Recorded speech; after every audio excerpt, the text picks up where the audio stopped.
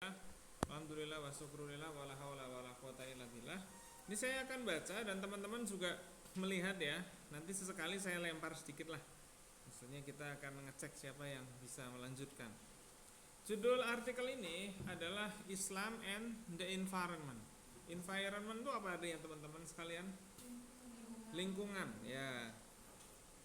Jadi ini diambilkan dari satu buku. Ini adalah book chapter ya aslinya artikel ini. Jadi bukunya judulnya Social and Economic Dimension of Global Environmental Change ya, perubahan lingkungan. Jadi buku ini ngomong tentang perubahan lingkungan di tingkat internasional. Kalau global itu berarti internasional ya. Loh kenapa? Karena memang jumlah manusia yang bertambah, terus perkembangan teknologi itu merubah lingkungan ya. Contohnya apa? Dibukanya tempat-tempat wisata, nah, itu akan merubah lingkungan.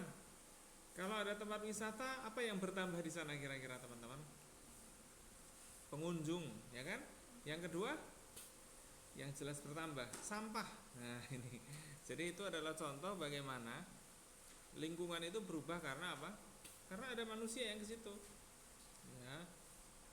Sekarang aja kalau kita melihat statusnya orang-orang yang mendaki gunung, apa yang didapati mereka di sana? Sampah, gitu kan?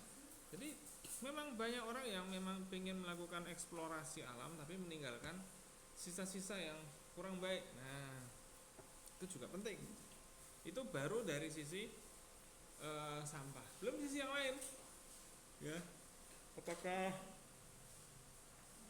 ada sisi-sisi kerugian dari tanamannya? Tentu saja mungkin ada, ya kan?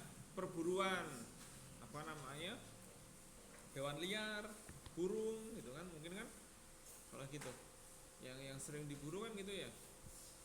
Nah itu habitat makhluk makhluk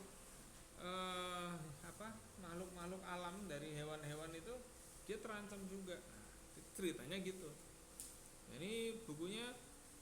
Buku besarnya adalah Encyclopedia of Global Environmental Change ya, diterbitkan oleh John Wiley and Sons ya, ini terbit Inggris ingat saya.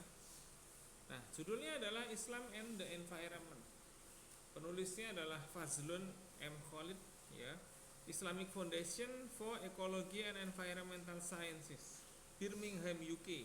UK itu berarti mana? Inggris. UK bukan UK ya, UK, United Kingdom, ya kan? United Kingdom. Kenapa disebut United Kingdom? Ya karena dulu di Inggris itu banyak kerajaan, makanya disebut United Kingdom atau kesatuan kerajaan-kerajaan. Ya. Kalau Amerika disebut apa? United States. Kenapa disebut United States? Ya kesatuan negara-negara bagian. Jumlah negara bagian di Amerika itu adalah sejumlah bintangnya di Amerika itu kan. Di Amerika punya bendera kan. Benderanya Amerika ada bintang-bintang kecilnya itu kan. Nah itu adalah jumlah negara bagiannya. Jadi mereka pakai negara bagian, bukan pakai gubernur itu. Nah, ini negara bagian. Ya. Nah jadi it has often been observed that Islam cannot ordinarily be described as a religion, and that it's prescribe a way of life that goes beyond the performance of rituals. Nah, jadi ini seperti yang sudah kita baca dulu bahwa Islam ini bukan seperti agama-agama pada umumnya. Yang pada umumnya suatu agama itu cuma ada ritual, terus ada tradisi, sesuatu yang tidak berubah. Tapi Islam ini punya hal, ya kan? Ada a way of life that goes beyond the performance of ritual. Jadi ada jalan hidup yang melebihi dari ritual-ritual itu tadi. Dalam Islam ada perkembangan-perkembangan, ada apa ya namanya itu, mengikuti bagaimana zaman itu ada. Ya. The word of religion, din, is found in the Quran. Ya. This is Islam sacred text on which much of this essay is based. Ya, jadi agama dalam Islam ini bukan sekedar agama seperti dipahami orang-orang Barat yang isinya cuma ritual, tapi dia adalah apa teman-teman? Jalan hidup. Nah, gitu ya. The word din, which appears in 90 different places often in context that blessed is outside the purely ritual. Nah, jadi ternyata malah banyak hal-hal yang di luar ritual. Kalau ritual ini dalam Islam itu sesuatu yang dikerjakan secara tertib, ada waktunya, kan gitu kan ya. Sholat, zakat, ya semuanya lah yang dikerjakan secara tertib, ada waktunya. Tapi ada hal-hal yang sifatnya tidak ritual. Contohnya apa? Bekerja. Orang muslim bekerja nggak? Bekerja. Teman-teman sekarang sedang bekerja nggak?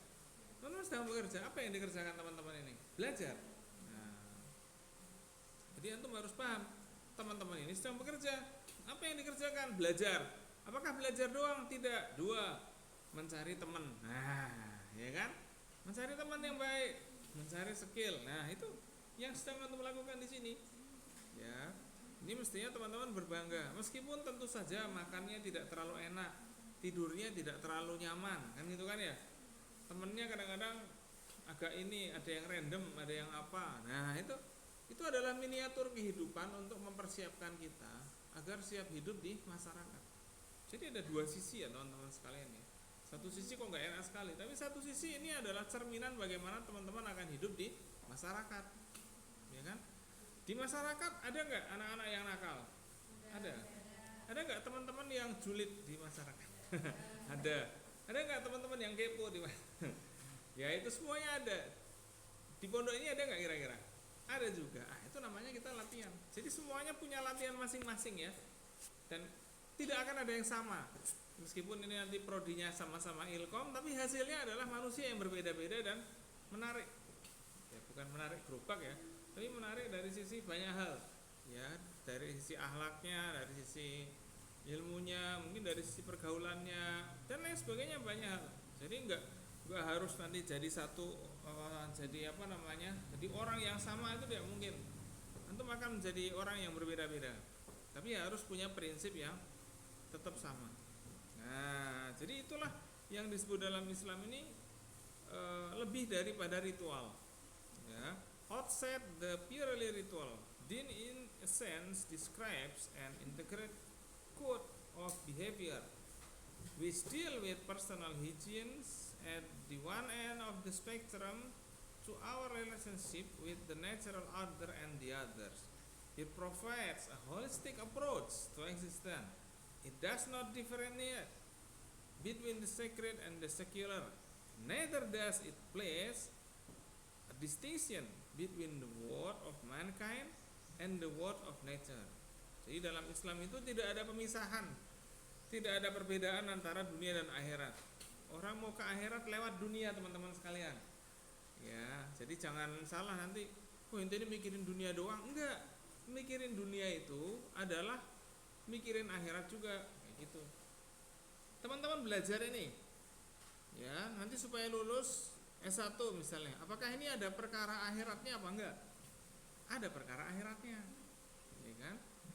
Perkara akhiratnya apa? Antum berbakti pada orang tua. Antum kesini kan enggak senang dengan peraturan-peraturan yang ada di sini.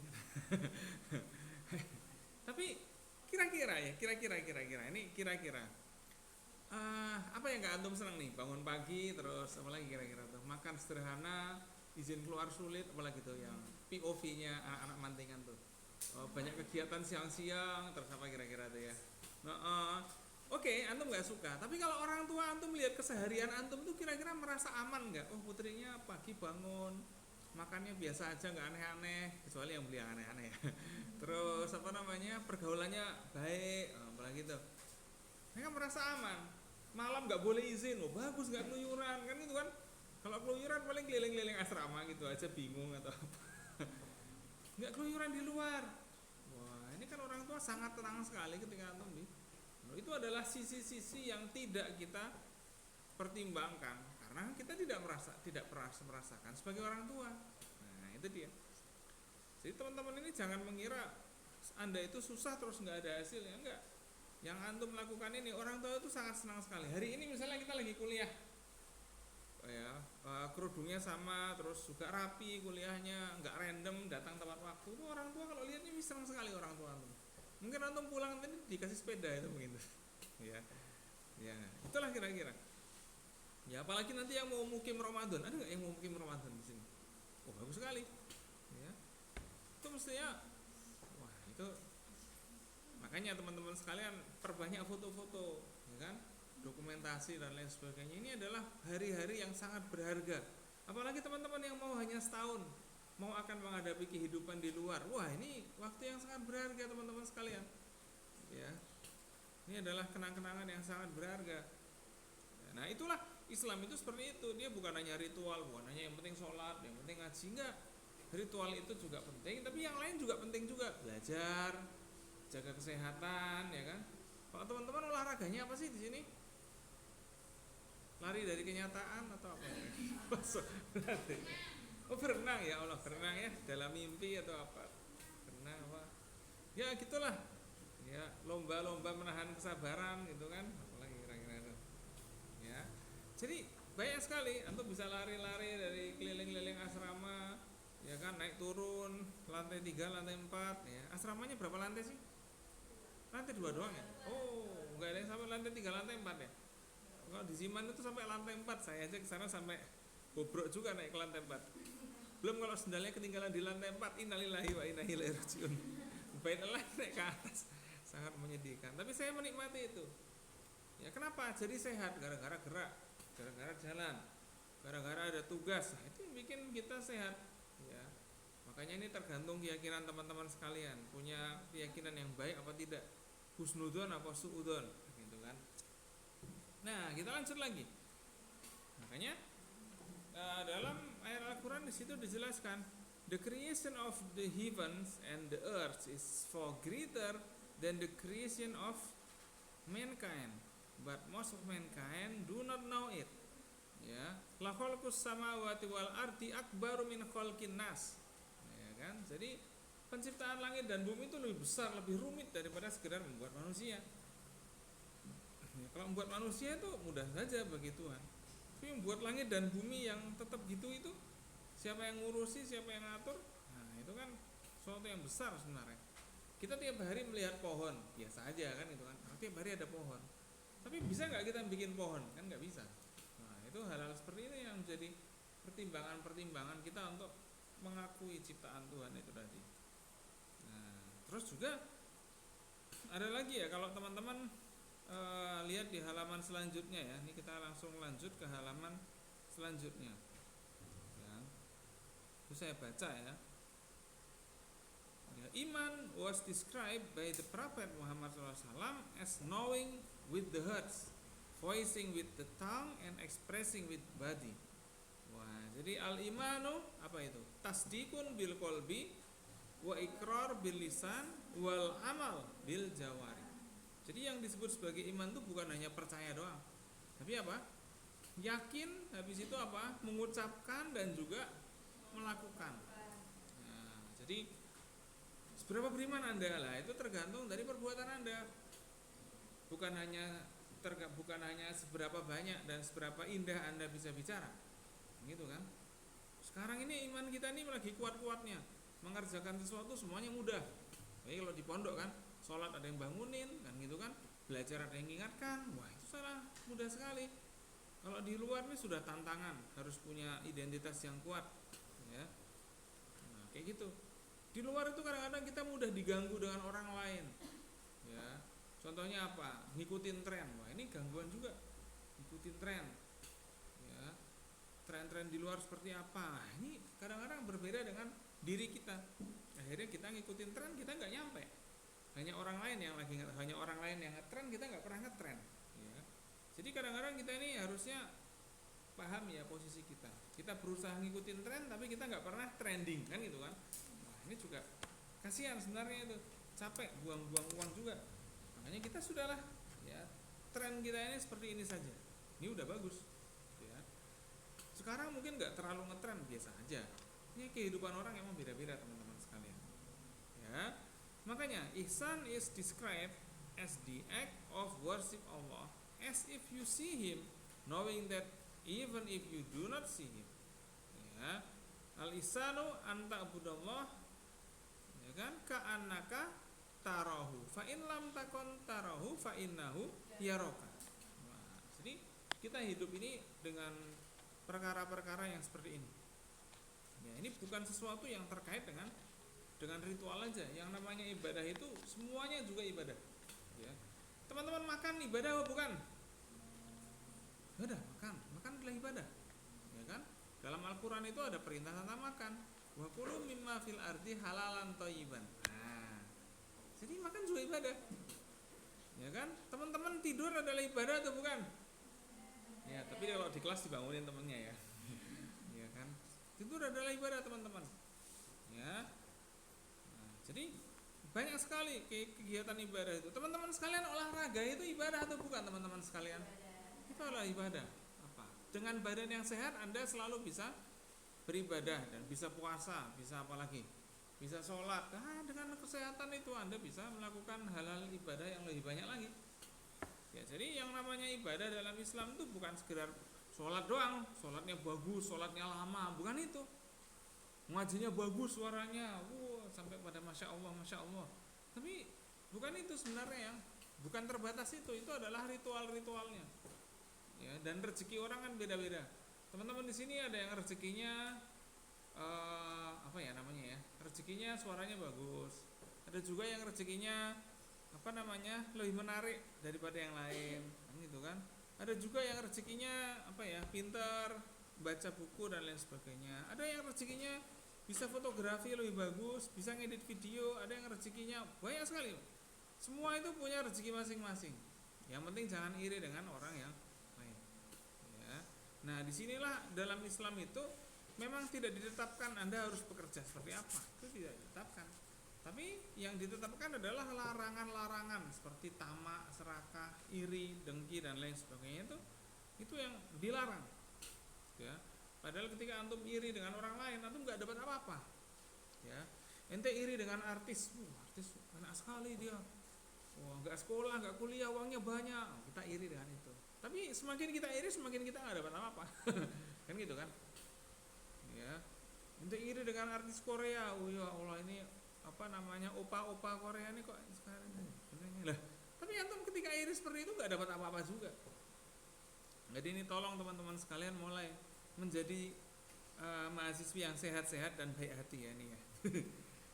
Nah, ini makanya yang terkait dengan alam. Nah, ini apa lagi nih? Yang terkait dengan alam nih adalah sesuatu yang dia hari-hari ini kita kan sudah ada berita banjir ya. Jadi kita tahu, ada penebangan hutan.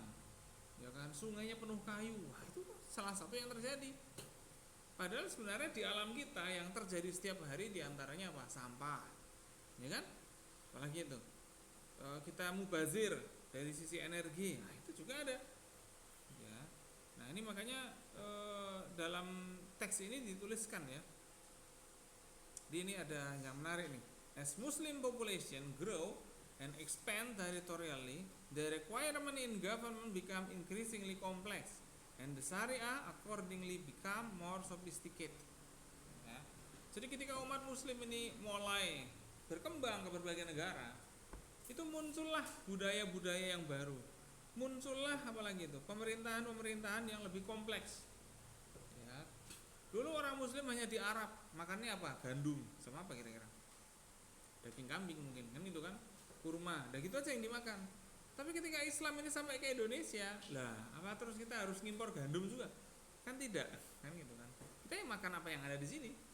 Ya, kita makan nasi, kita makan apa lagi? Mie gacoan, kita makan apa lagi kira-kira? Ya kan, roti kita makan apa lagi tuh? Matcha, apa yang kita suka itu. Nah, itu semuanya ada yang kita lakukan. Ya. Jadi perkembangan budaya dalam Islam, apalagi budaya-budaya dengan yang terkait dengan lingkungan itu sangat pesat sekali. Ya. Misalnya kita semua sekarang punya banyak tanaman-tanaman besar di sini nih. Ini ada yang tahu nggak pohon apa depan sini nih? Itu pohon apa tuh? Tahu nggak? Pohon yang ada yang ada garis putih biru itu pohon apa? Ada yang tahu nggak itu? Dia punya nama nggak kira-kira sih? Nggak tahu. Pohon palem itu kan ya? Pohon apa namanya? Palem. Ya. Terus ada lagi pohon apa lagi yang di tengah yang kayunya besar? Apakah itu pohon beringin atau pohon apa itu? Coba antum lihat itu. Antum aja nggak tahu kan? Apakah dia kayak gitu tuh nggak ada fungsinya atau gimana kira-kira?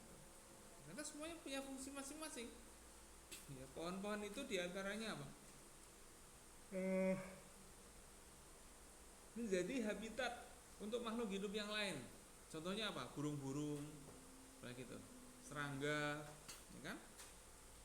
Loh, serangga itu penting teman-teman sekalian.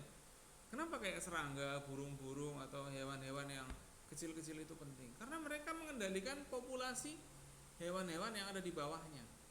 Contohnya kalau banyak lalat, wah kalau banyak lalat siapa yang makan lalat? Kan gitu kan? Banyak sekali hewan-hewan yang mestinya makan lalat. Ya, diantaranya apa? Burung makan lalat, apalagi itu bunglon, apalagi burung-burung yang hewan-hewan yang ada di pohon tuh mereka juga suka makan lalat. Ya, nah, emang begitu kira-kira teman-teman sekalian. Karena ekosistem, ya kalau antum nggak percaya bahwa ekosistem yang rusak bisa membuat kekacauan, itu selain contoh banjir itu adalah bencana wabah hewan. Contohnya apa teman-teman sekalian? Dulu pernah terjadi di Cina pada era Cina komunis ya, tahun 50-an atau 60-an saya agak lupa itu. Jadi ketika Cina itu masih komunis ya nggak seperti Cina sekarang ya. Itu pendidikan itu belum sekeren sekarang di Cina. Itu mereka itu kampanye untuk membunuh burung hantu, terus apa lagi ya? Burung gereja, terus apa lagi? Saya agak lupa itu. Ada kampanye untuk membunuh hewan-hewan yang konon mereka itu adalah penyebab dari bencana kelaparan di Cina. Ya, jadi kalau pemerintah itu menyalahkan alam itu udah dari dulu ya. Kalau sekarang kan ketika pemerintah ada banjir mereka bilang ini bencana alam. Jadi bukan karena penebangan hutan, tapi karena apa teman-teman? Karena cuaca yang ekstrim. Kan gitu kan ya. Ya padahal ya cuaca yang ekstrim itu nggak ada masalah, dari dulu cuacanya emang ekstrim, hujan banyak. Tapi kan sekarang mulai penebangan pohon lebih banyak. Persoalannya kan gitu. Nah ini dulu pemerintah Cina pada masa itu, pemerintah komunis itu, mereka juga gitu. Teman-teman sekalian, satu bangsa, satu nusa Cina, misalnya gitu ya. Mari kita basmi hewan-hewan ini karena mereka mencuri makanan kita. Burung hantu itu dianggap mencuri apa? Beras, tikus, apalagi itu. Burung gereja itu mereka, hewan-hewan tadi itu dianggap apa? Penyebab kesialan kelaparan. Akhirnya apa? Hewan-hewan itu diburu semuanya teman-teman. Kalau antum nggak percaya silakan cari di tahun itu. Pemerintah Cina pada era komunis memburu burung hantu, apalagi gitu ya, tikus, terus apalagi saya nggak lupa. Oke, setelah itu hewan-hewan itu benar-benar diburu habis-habisan dan bangkainya sangat banyak sekali. Apa yang terjadi setelah itu? Apakah panenannya selamat? Ya mereka mengira demikian. Ternyata yang mereka lupakan adalah apa? Belalang. Akhirnya hama belalang ini berkembang biak karena nggak ada yang makan. Kan gitu kan? Burung hantu, tikus itu kan makan belalang juga. Apalagi itu hewan-hewan yang lain tuh makan belalang. Tapi karena predator alamnya tidak ada, maka belalang ini tumbuh banyak sekali dan memakan hasil panen. Akhirnya kelaparan lagi. Jadi ternyata alam ini punya mekanisme keseimbangan yang tidak boleh diganggu. Kalau diganggu terjadi hal-hal yang ya itu akan berdampak pada lingkungan manusia. Ya, nah, ini seperti itu teman-teman sekalian. Ada ular di sawah, ya biarin aja karena dia akan makan tikus, makan kodok dan lain sebagainya. Ya. Sekarang ini mulai ngetren sawah-sawah itu dikasih apa? Ikan. Ada ikan, kan gitu kan? Kepiting dan lain sebagainya. Kenapa? Karena mereka memakan hewan-hewan yang menjadikan padi itu tidak tumbuh maksimal. Jadi dalam alam ini sudah ada apa ya? Sudah ada aturan-aturan di mana hewan-hewan itu dimakan oleh hewan-hewan yang lain untuk terjadinya apa? Keseimbangan alam. Andai kata di antara mereka itu tidak ada, maka keseimbangan alam ini tidak akan jadi. Ya. Contohnya apa? Tanaman-tanaman itu berkembang biak dengan apa teman-teman? Biji. Kalau di hutan bijinya itu bisa disebarkan oleh hewan-hewan, tupai, malah gitu. Nah itu hewan-hewan itulah yang menyebarkan biji-bijian sampai tumbuh kemana-mana. Ya. Termasuk apa? Lebah, ya, mengambil satu madu dari satu bunga ke bunga yang lain menjadikan adanya penyerbukan. Nah itu jadi alam ini sudah punya semacam aturan-aturan baku yang sudah dari sononya itu ada. Andai kata alam ini tidak seimbang maka manusia akan susah hidup. Tapi kalau andai kata di alam ini nggak ada manusia kan alamnya tetap hidup. Kayak gitu teman-teman sekalian. Jadi sebelum manusia tiba ke bumi ini alam ini sudah ada dan sudah hijau. Ketika manusia tiba, ya kan, punya keserakahan. Kadang-kadang ada keserakahan, pengen bikin rumah yang sangat besar. Wah, ini bahaya sekali. Dia butuhkan banyak pohon, terus apa dan lain sebagainya. Nah, itu salah satu dimensi etis dalam Islam yang membicarakan tentang keseimbangan alam. Jadi termasuk juga dalam Al-Quran, ya, we did not create the heavens and the earth and everything between them except with truth, ya kan? Jadi kami tidak menciptakan segenap isi alam ini kecuali dengan tujuan yang benar. Ini memang alam ini diciptakan punya tujuan yang benar. Maksudnya tujuan yang benar itu tujuan yang jelas gitu lah. Nah, itu alam itu punya tujuan-tujuan yang istilahnya itu tujuan yang dia itu ada untuk manusia dan ada juga untuk alam itu sendiri. Nah, ini yang sering kita lupakan, bahwa membicarakan alam itu kita tidak sampai membicarakan pada keseimbangannya. Kalau kita dalam Islam kan tentu saja larangan merusak alam itu sudah jelas. Tapi dampaknya seperti apa tentang merusak alam itu? Wah, ini kita memang tidak tahu, kecuali sudah terjadi, ya. Maka saya sendiri sangat yakin ya bahwa pada masa itu, mungkin peradaban Islam di masa abad pertengahan itu, mereka sudah bisa menemukan minyak tanah untuk mungkin bikin mobil dan lain sebagainya, bisa aja kalau saya rasa. Tapi mereka mungkin sudah menghitung, ya, para ulama pada masa itu sudah menghitung bahwa ini akan ada dampak lingkungan yang sangat berbahaya. Ya. Ya. Nah, ini yang kita yang kita lihat itu seperti itu. Sangat bisa jadi sekali. Jadi kita harus bisa mengerti, ya, kenapa kok di alam ini ada peraturan-peraturan yang seperti itu kira-kira. Nah, teman-teman sekalian, ya, kalau kita lihat lagi, ini banyak ayat-ayatnya sebenarnya. Kalau antum baca teks ini, itu banyak sekali ayat-ayatnya. Ada natural order in Islam. Natural order itu artinya apa, ya? Tatanan dalam alam itu seperti apa dalam Islam, ya. Terus juga ada lagi ini kalau ke bawah lagi di halaman berapa itu? Halaman 4 itu ada legislatif prinsip.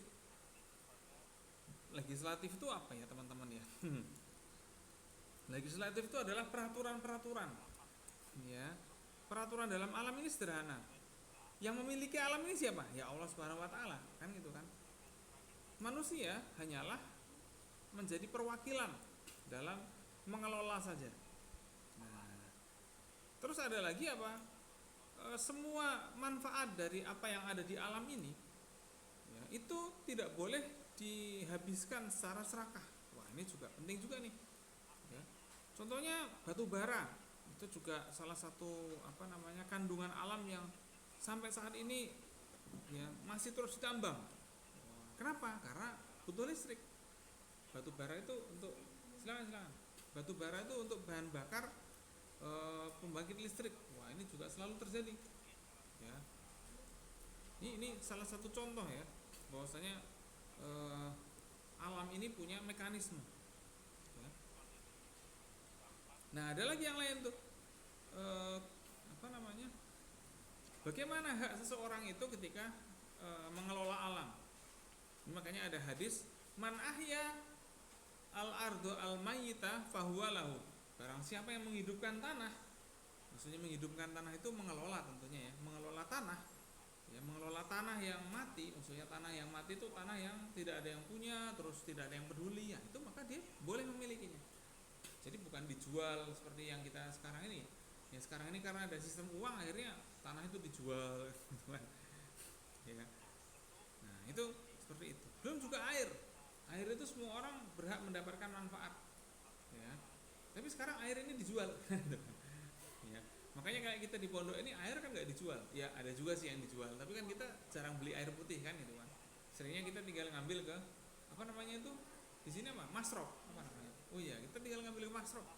dan 24 jam antum bisa ngambil dan minum sepuasnya, itu pun kalau pada minum apa enggak ya. Nah ini kalau teman-teman baca di teks ini di halaman 4 tadi, itu dibicarakan seperti itu, bahwa alam ini punya hukum-hukum, dan ketika para khalifah ini memerintah ya, memimpin di bumi ini, beliau-beliau ini menekankan hukum-hukum yang ketat dalam memelihara alam ya. Contohnya apa? Air, udara itu benar-benar dipelihara dengan baik ya, supaya tidak terjadi kekotoran di alam atau kotoran udara ya, polusi gitulah ya bahasa yang kita kenal sekarang. Nah, ada lagi di sini yang kita bicarakan. Saya langsung ke bagian akhir ya. Bagian akhir ini the responsibility principle sebelum conclusion ya. Jadi ada prinsip tanggung jawab. Nah, ini dia. Tanggung jawabnya seperti apa? This principle establishes the tripartite relationship between the creator, humankind, and creation.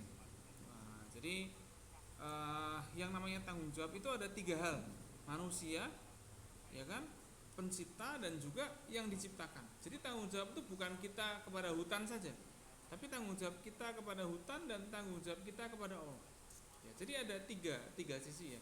Kalau di barat kan hanya 2, kita tanggung jawab pada orang lain tok saja, atau kita tanggung jawab pada alam, dah gitu aja. Tapi dalam Islam kita juga bertanggung jawab pada Tuhan ya, contohnya kalau kita nanam tanaman, wah itu bukan hanya sekedar untuk hiasan, tapi itu adalah salah satu bentuk tanggung jawab kita dalam memelihara alam ya.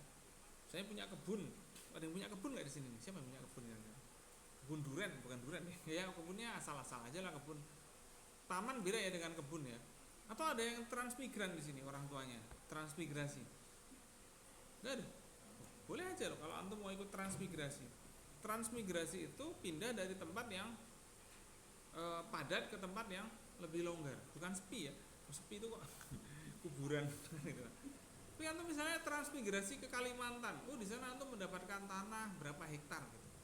Jadi antum yang ngolah ya.